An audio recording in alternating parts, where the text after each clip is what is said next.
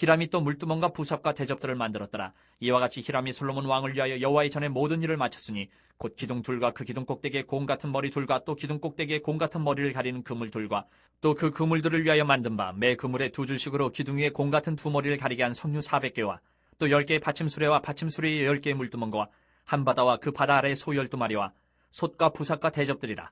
히람이 솔로몬 왕을 위하여 여호와의 성전에 이 모든 그릇을 빛난 노수로 만드니라. 왕이 요단 평지에서 숫것과 사르단 사이에 찾은 흙에 그것들을 부어내었더라. 기구가 심이 많으므로 솔로몬이 다 달아보지 아니하고 두었으니 그 논무게를 능히 측량할 수 없었더라. 솔로몬이 또 여호와의 성전에 모든 기구를 만들었으니 곧 금단과 진설병의 금상과 내소 앞에 좌우로 5씩 둘 정금 등잔대며 또 금꽃과 등잔과 불집게며 또 정금 대접과 불집게와 주발과 숟가락과 불을 옮기는 그릇이며 또 내소 곧 지성소문의 금 돌적기와 성전 곧 외소문의 금 돌적기더라. 솔로몬 왕이 여호와의 성전을 위하여 만드는 모든 일을 마친지라. 이에 솔로몬이 그의 아버지 다윗이 드린 물건 곧 은과 금과 기구들을 가져다가 여호와의 성전 곳간에 두었더라. 열왕기상 7장 마지막 부분 말씀을 우리 함께 읽었습니다. 오늘 본문에서 핵심적인 내용이라 하면 40절 말씀인데요. 40절 보시면 히람이 또 물두멍과 부삽과 대접들을 만들었더라. 이와 같이 히람이 솔로몬 왕을 위하여 여호와의 전에 모든 일을 마쳤으니, 이렇게 말씀합니다. 어떤 결론을 짓고 있는 구절이죠. 여러분이 히람이라는 사람이 7장 13절부터 등장하는데요. 오늘 본문은 이 사람이 만든 성전 외부의 모든 기구들이 어떠어떠하다, 그 기구들의 품목, 그 기구들의 품목 명단을 소개하고 있는 것이죠. 그래서 여러분 오늘 본문은 크게 두 부분으로 나누어 볼 수 있는데, 먼저 40절부터 47절까지 히람이 성전 외부에 만든 기구들, 기둥과 그 기둥과 연결된 장식품들, 또 놋받침 수레와 물두멍, 물을 받아두는 대형 수저, 놋바다라고 불리는 이런 것들의 품목을 쭉 적고 있는 겁니다. 또 48절부터 51절까지는 솔로몬이 만든 성전 내부의 기구들을 정리하여 말하죠. 그래서 6장부터 이어지는 이 성전 건축의 여러 단계별 공정이 이제 마무리가 되는 것이죠. 처음에는 여러분 건물 뼈대를 세웠습니다. 그 다음에는 내부 인테리어를 했고요.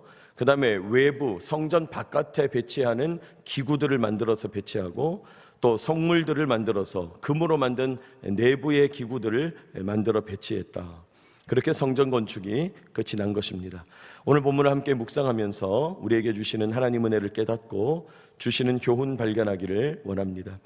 첫째로 오늘 본문의 특징이 있다면 성전 건물 외부에는 노수로 만든 기구들을 배치했다, 그렇게 찾아볼 수 있습니다.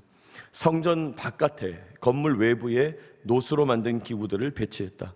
여러분이 두로 사람 히람이라는 기술자가 솔로몬의 특별한 초청으로 예루살렘에 와서 다양한 놋기구를 만들고 있죠. 그리고 이 기구들이 전부 다 성전 외부에 있는 것이죠. 여러분 아까 읽은 제가 40절 하반절 보시기 바랍니다. 이와 같이 히람이 솔로몬 왕을 위하여 여호와의 전에 모든 일을 마쳤으니, 자, 히람이 다 마쳤는데 하면서 41절 곧 기둥 둘과 그 기둥 꼭대기에 공 같은 머리 둘과 이러면서 이제 히람이 만든 품목들을 쭉 정리하죠. 41절, 42절 거기에 보면 그물들을 위하여 만든 바 매 그물에 두 줄씩으로 이렇게 돼 있죠. 석류 400개, 43절 10개의 받침술에 10개의 물두멍, 44절 한 바다, 그 바다를 떠받치고 있는 12마리 소 12마리의 형상, 45절 솥과 부삽과 대접들. 히람이 만든 이 모든 기구들의 품목을 정리한 거예요. 자, 그리고 45절 보시면 하반절에 45절 하반절 히람이 솔로몬 왕을 위하여 여호와의 성전에 이 모든 그릇을 빛난 뭐로 만들었어요?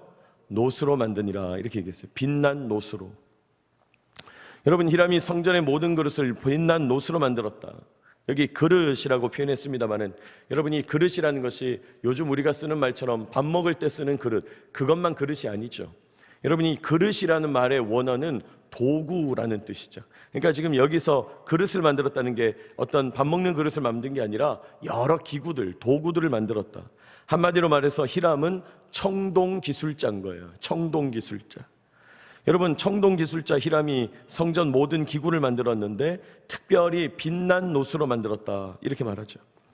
여러분이 놋이라는 게 청동인데 우리가 학교 다닐 때 다 배운 대로 여러분 청동이라는 것은 구리와 주석이라는 이 두 재료의 합금이죠. 이 합금이라는 것은요, 이 두 재료의 섞는 비, 뜨겁게 달구어 가지고 이제 그 논물들을 다 섞어야 되는데 이 섞는 비가 절묘하게 정확해야 되죠. 이 비율에 따라서 품질이 완전히 달라지는 거 아닙니까? 여러분 우리나라에도 이 청동 그릇이 유명하죠. 안성유기, 녹그릇, 최고 품질의 녹그릇을 만드는 거 어떤 배합비 몇 대 몇으로 섞어야 된다. 그러나 여러분 예나 지금이나 그 자세한 배합비는 영업 비밀인 거예요. 솔로몬이 외국에서 기술자를 초빙해 가지고 특별히 기술을 가진 히람을 통해서 성전 외부의 기구들을 최고 품질의 청동으로, 그래서 빛난 노수로 만들었다, 그렇게 말하죠. 여러분 청동도 깨끗하게 닦아 놓으면 반질반질 빛이 나잖아요. 금처럼 빛이 나잖아요. 그런 청동으로 만들었다는 거예요. 46절에 보니까 그 청동을 만들어내는 일종의 제조 공장이 숫꽃과 사르단 사이에 차진 흙, 이 진흙을 말하죠. 진흙이라는 것이 왜 필요합니까? 흙으로 틀을 딱 만들어서 그 틀 위에다가 이 청동을 부어서 만드는 것이죠. 부어서 만들었다, 주물 형태로 만들었다 말씀하는 거예요. 그리고 47절 보니까 그렇게 만들어낸 청동이 얼마나 많았는지 그 양을 능히 측량할 수가 없었다. 어마어마한 양의 청동을 만들었다. 그래서 성전을 영화롭게 하기 위해서 성전 외부의 기구들을 최고 품질의 노수로 만들어냈다, 성경은 말씀합니다. 청동으로 만들었대요. 자, 두 번째로 오늘 본문을 보면요, 성전 건물 내부에는 외부 바깥에는 청동으로 만들었고 내부에는 금으로 만든 기구들을 배치했다 말씀합니다. 여러분 성전 바깥에는 청동으로 만든 기구들을 만들어 배치했다, 성전 안에는 금으로 만든 기구들을 배치했다는 거예요. 48절 보시기 바랍니다. 솔로몬이 또 여호와의 성전의 모든 기구를 만들었으니 곧 금단과, 단상을 만드는데 금으로 된 것, 진설병을 얹어놓는 금상과 테이블, 또 49절 좌우로 둘씩 정금 등잔, 10개의 정금 등잔대, 5씩 둘이니까 10개를 말하죠. 또 금꽃, 금불집게, 금등잔 나오죠. 50절 정금으로 만든 대접, 불집게, 주발, 숟가락, 불 옮기는 그릇, 또 정금으로 만든 문의 돌적이, 여러분 이 문의 돌적이라는 것이 문짝과 문을 달아서 연결하는 이 움직이게 만드는 걸 말하는 거잖아요. 그것조차도 다 금으로 만들었다는 거예요. 자, 이렇게 성전 내부의 기구들을 금으로 만들었다. 여러분 왜 하나님께서 바깥에 놓는 기구들은 청동으로 만들고 성전 안에 놓는 기구들은 금으로 만들었을까요? 물론 여러 가지 이유가 있었겠죠. 우선 성전 바깥에 있는 기구들은 그 목적상 물도 많이 담아야 되고 또 뭐 비도 맞게 될 것이고 그런 밖에 있는 것들이죠. 튼튼해야 됩니다. 또 외부에 있는 것이니까 당연히 순금을 쓸 수는 없었겠죠. 여러분 이 순금이라는 거는 그냥 이렇게 조그만한 장도리하고 정만 있으면 딱 치면 바로 떼어서 갈 수 있는 정도로 무른 것 아닙니까? 순금으로 만든 것을 밖에 둘 수는 없었겠죠. 반면에 성전 내부의 기구들은 아주 제한적으로 제사장들만 사용해요. 그 자체로 하나님을 영화롭게 하는 목적이에요. 그러니까 튼튼할 필요가 없는 거예요. 강도도 필요 없습니다. 그러니까 정금으로 순금으로 만들었을 거예요. 여러분 오늘 성전 내부의 기구들과 성전 외부의 기구들, 내부에는 정금으로 만들었고 외부에는 청동으로 만들었다. 이걸 통해서 우리는 뭘 알게 됩니까? 하나님께서는 그 목적과 쓰임새에 맞게 모든 것을 만드셨다, 모든 것을 지으셨다는 사실을 알게 되는 것이죠. 여러분 하나님께서 목적과 쓰임새에 맞게 모든 것을 창조하셨다는 거예요. 그렇습니다. 하나님께서는 이 세상 만물을 그 목적과 쓰임새에 맞게 합당하게 창조하셨고요, 배치하셨다는 거죠. 여러분 우리 인생도 마찬가지입니다. 하나님 앞에서 우리가 믿음을 가지고 살아간다 하는데 하나님께서 이곳에, 또 이 공간에, 이 환경에, 이 군대에, 이 교회에 하나님께서 우리를 두신 이유가 있겠죠.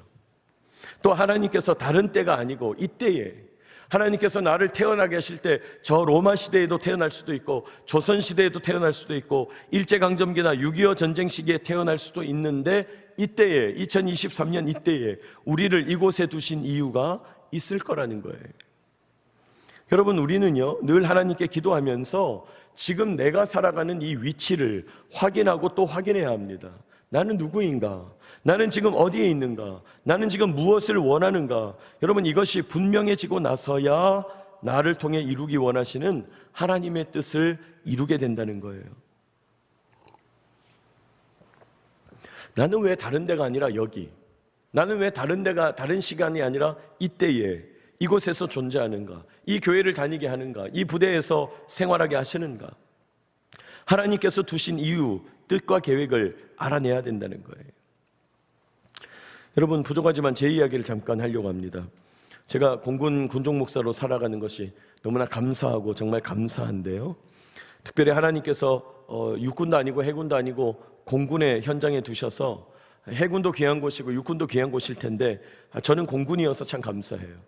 또 제가 다른 직임도 많을 텐데 군종 목사로 살아가게 돼서 참 감사해요. 왜냐하면 제가 이제 군에서 살아보니까 참 저랑 잘 맞는다.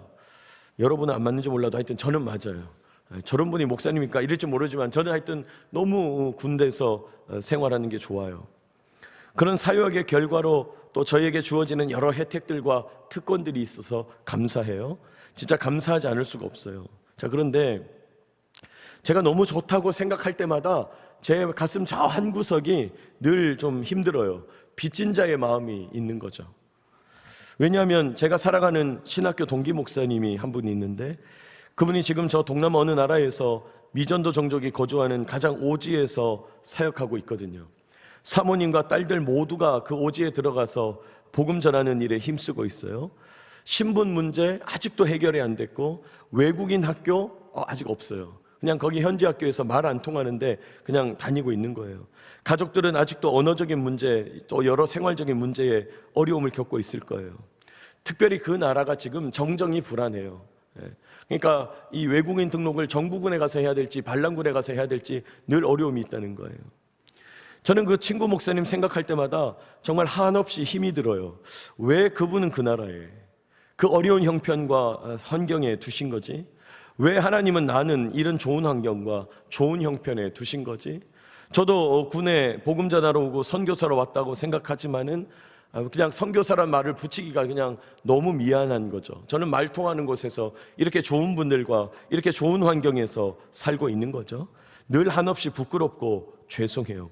뭐 멀리 선교사님만 그런 게 아니고, 여러분, 공군에서 더 오래 근무하고 싶으셨던 선배님들이 계셨고 후배 목사님들이 계셨는데, 그분들은 때가 되어 전역하셨고, 또 저는 어떻게 있다 보니까 지금까지 사역하는 은혜를 누리는 거죠. 밖에서 어려운 환경에서 사역하는 목사님들이 또 정말 많아요. 그런데 어찌 나는 이렇게 좋은 교회에서 좋은 교인들과 함께 은혜를 누리는가 생각하는 거죠. 또 어떤 분들은 뭐 실력의 문제 아니냐, 제가 보니까요 실력 문제가 아니에요. 제가 지금 겸손한 척 하려고 말씀드리는 게 아니라 살아보면 살아볼수록 절대로 실력 문제가 아닌 것 같아요. 여러분, 그러니 오늘 성전 기구들에 배치하는 것과 같이 하나님이 분명히 뜻이 있으셔서 목적과 계획이 있으셔서 그렇게 배치하신 거겠죠. 하나님께서 그렇게 배치하셨다. 제가 드리고 싶은 말씀은 몫이 다르다는 거예요. 분량이 다르더라는 거예요. 영역이 다르더라는 거예요. 하나님께서 우리에게 허락하신 사명의 현장이 다른 거죠. 그러니까 인간적으로 볼 때 거기는 좀 힘들고 나는 좀 더 낫다. 여러분, 사실은 그것조차도 교만인 것이죠. 여러분, 우리가 어떤 환경에 있든지 그곳에 나를 두신 하나님의 은혜를 감사하고 감격하며 살아가는 것 너무 중요합니다. 그렇게 감사와 감격으로 살아가는 저와 여러분 되시기를 축복합니다. 여러분, 우리에게 어떤 환경이 주어지든지 어떤 때가 주어지든지 불평거리는 아니라는 거예요. 하나님 앞에서 늘 감사하면서 감격하면서 그 의미를 찾아가야 된다는 겁니다. 그런 의미에서 우리가 의미를 찾기 위하여 우리 삶은요 무조건 감사로 시작해야 돼요. 감사로 열어야 돼요. 그래야 의미가 발견돼요.